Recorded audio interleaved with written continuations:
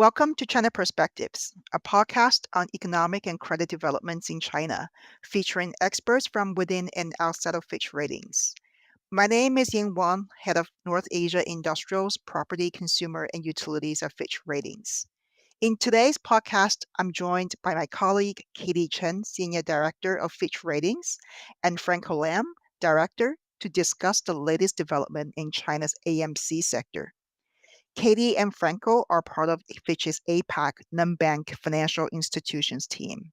Katie is based in Taipei and Franco is based in Hong Kong.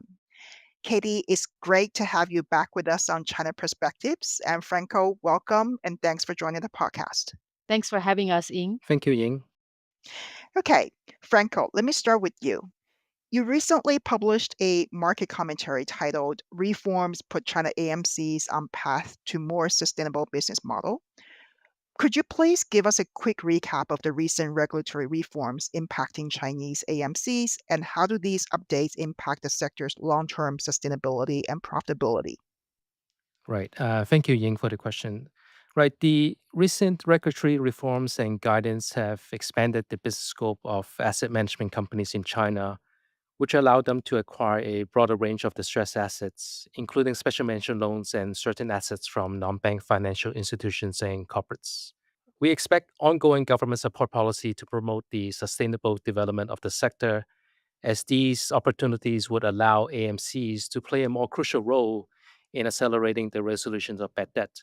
We estimate that currently the China banks have resolved around 26 trillion of non-performing assets from a period of 2015 to 2024, and estimated about half of them acquired by the AMCs. And we anticipate that the national AMCs will remain the largest purchasers of distressed assets in China and helping to resolve a meaningful portion of these new problematic assets in the medium term. We believe the AMCs will continue to fulfill the important policy role of maintaining financial system stability, particularly during periods of economic downturn.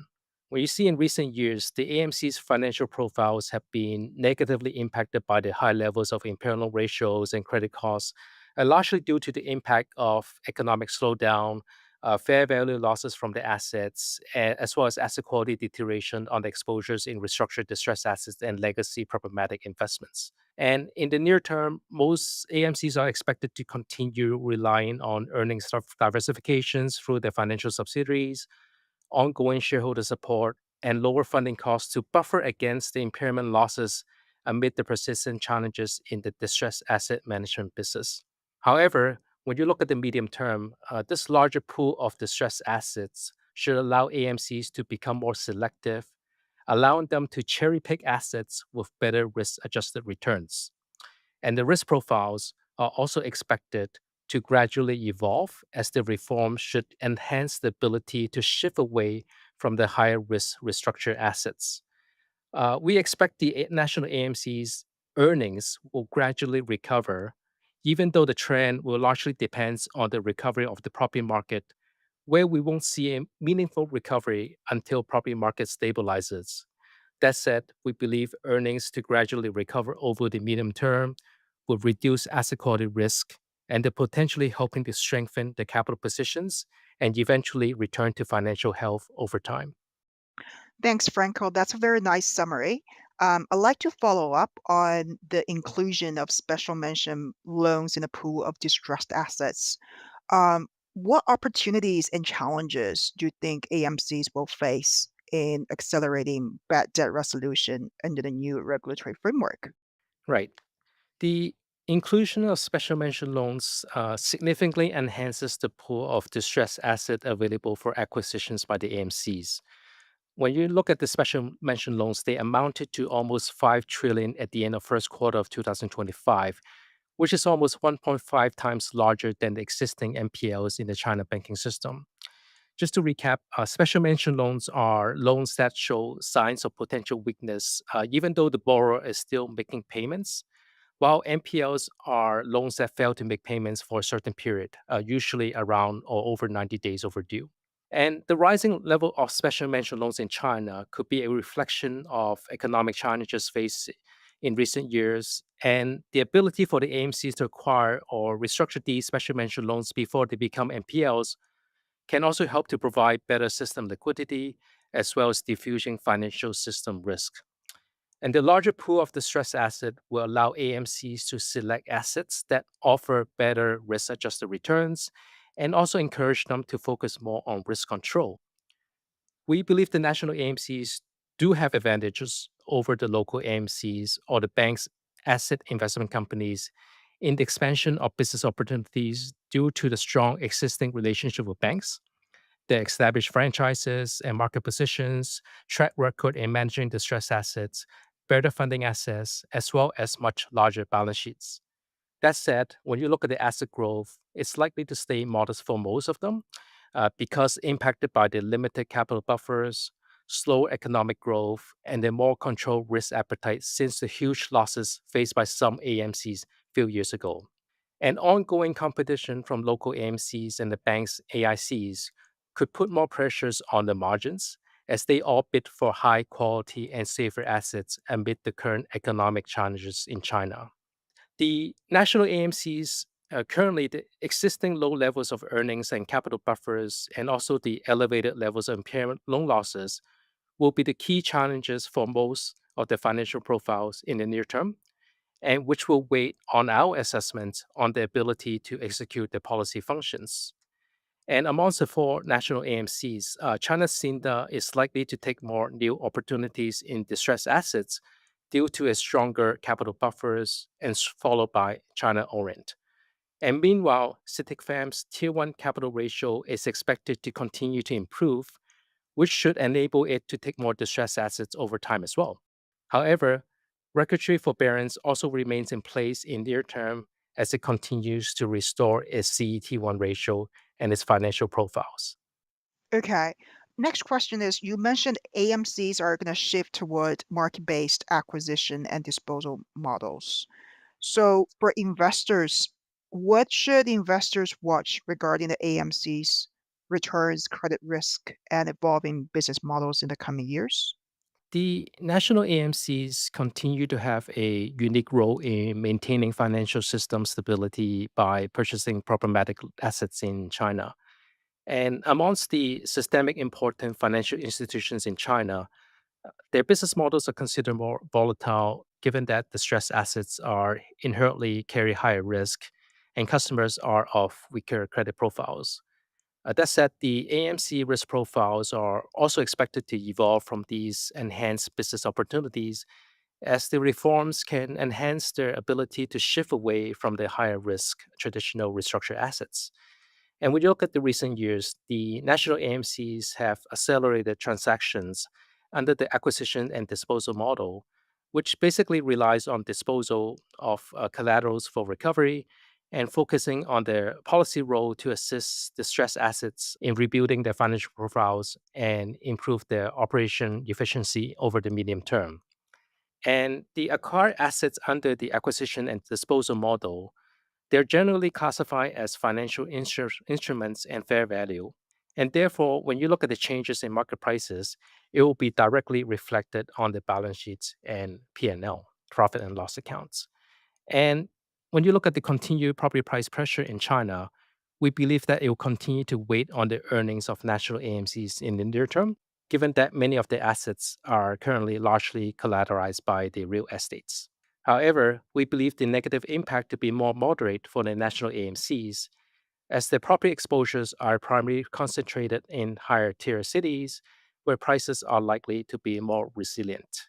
We expect ongoing shift to the acquisition and disposal model and the use of debt and equity instruments may increase the AMC's exposures to market risk, but this will eventually reduce vulnerability to asset quality risk and on path for better quality of earnings and facilitate and strengthening of capital positions over time when the economy starts to recover.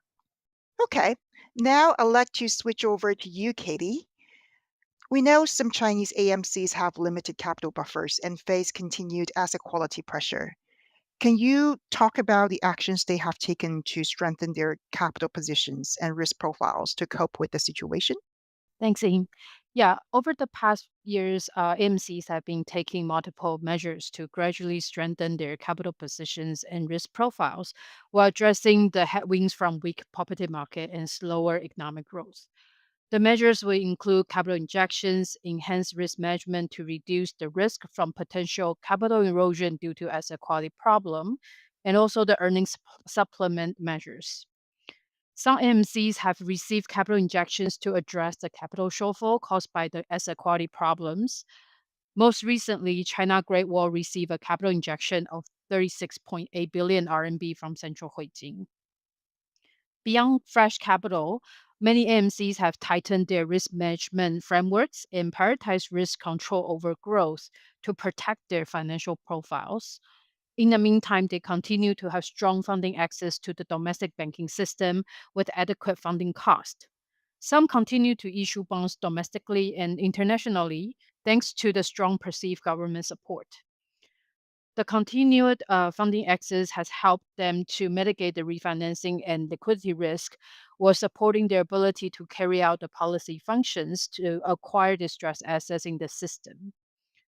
Some AMCs also have supplementary income from investments in associates and financial service subsidiaries to support the earning stability, while the profitability from their core distressed asset management business remains subdued with elevated credit costs due to asset quality pressure. This also helps the AMCs to replenish their capital gradually and support their ability to execute their policy functions. Thank you, Katie. I remember you and I discussed the impact of AMC's ownership change in our previous episode on the topic last year on China Perspectives. I noticed early this year that China's Ministry of Finance transferred its shares in three AMCs to Central Huijin. Could you please share your view on the ownership change and the impact on these AMC's ratings and standalone credit profiles, please? Yes, sure. A Ministry of Finance transferred its shareholdings in China Xingda, China Orient, and China Great Wall to Central Huijin in the first half of this year.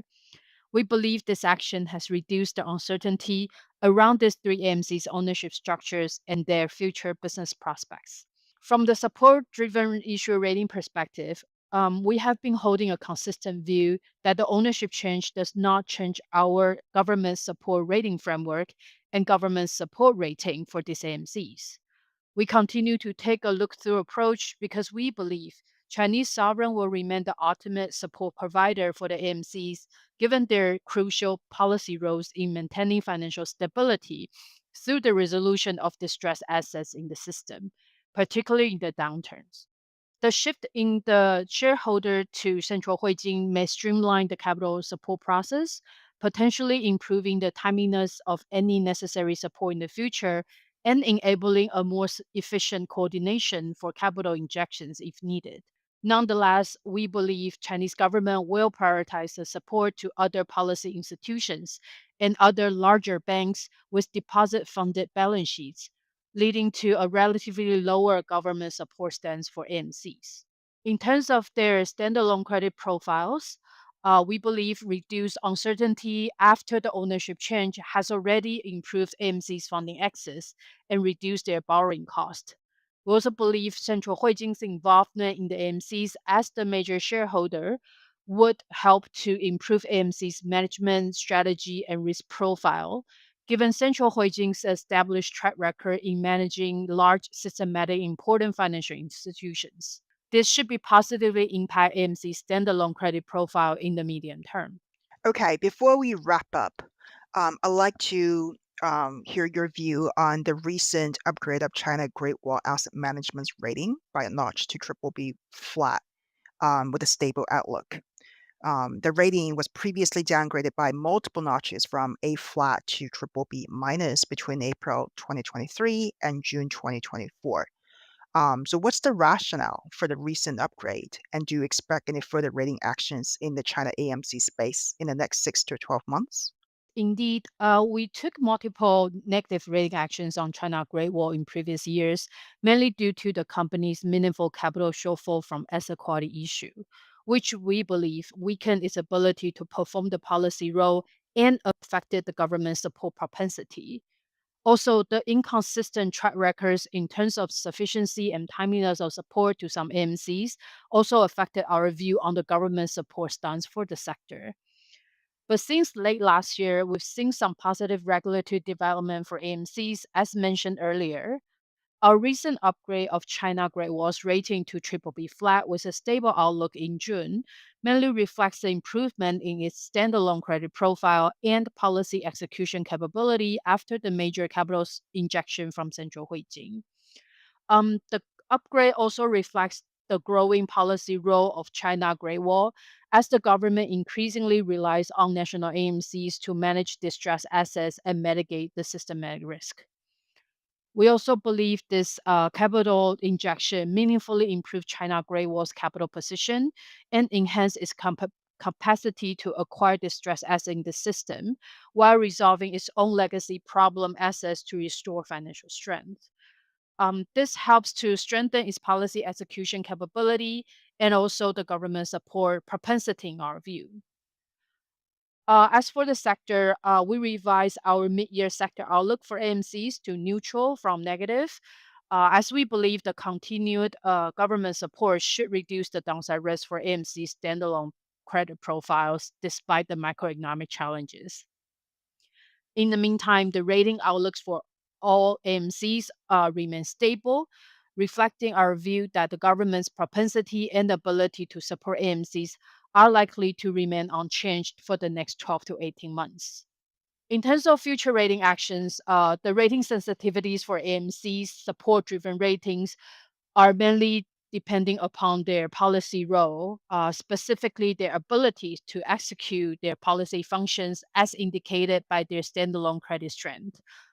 Also, Chinese government support stance for AMCs, including the sufficiency and timeliness of support, will also affect our view for the government support rating. We will continue to monitor any development and also assess the impact on the AMC's credit profile as we go. Thank you. And that brings us to the end of our podcast. Thank you, Katie and Franco. It was great to get your latest insight on the China AMC sector. I look forward to our next episode on the topic in the future. You've been listening to Fitch Ratings China Perspectives podcast. To learn more about our ratings and research on China, visit us at fitchratings.com. Please subscribe to iTunes, Spotify, or wherever you get your podcast. Take care until next time.